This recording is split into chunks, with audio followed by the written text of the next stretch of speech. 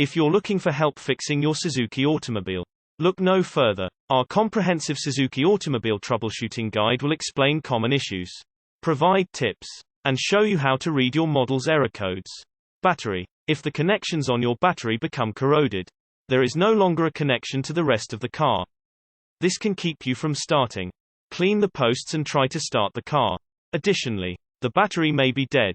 Take a battery tester and test the cranking amps to see if they are weak. If you do not have a battery tester, you can test it by jump starting your vehicle. If it starts right away, the battery is bad and needs to be replaced. Replace it and clean the connections. Starter connection. Corrosion on the starter can keep the car from starting. In order to test the connection, hold a circuit tester lead on the starter wire. It will be the smaller of two wires. Keep clear of any moving parts in the engine and have someone turn the key. Check the current on the starter. If the starter has current but it is not spinning, then you need to replace the starter. If the starter checks out okay, then the problem lies somewhere else. It is possible that you are getting no spark. So the next place to check is in the ignition system. Ignition switch. If the battery is working, but you still cannot start your vehicle, it may be the ignition switch. Turn the key on and look for the red warning lights on your dash. If you get no lights and your battery is working, the ignition switch could be to blame.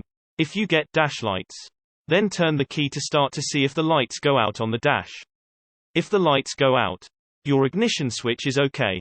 Distributor cap. Remove the cap and check to see if there is any moisture in the cap. While this will probably not be the issue, it is always good to check it for cracks or moisture. Dry it out and put it back on or replace it if it is cracked. See if the car will start. Note most new vehicles do not have a distributor cap. Fuses. Not all cars have a fuse that is connected to the starting system. But a simple check of the fuses can rule this cause out quickly.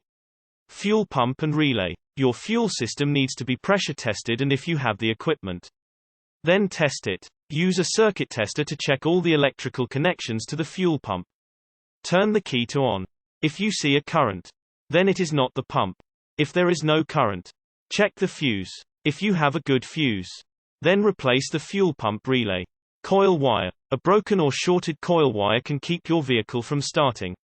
Look at the wire to make sure that it is not cracked or split. Use a circuit tester to check for continuity. Electrical connections. Your fuel injection system has many electrical connections. They are connected at the top, on the intake air side, and on the cylinder heads.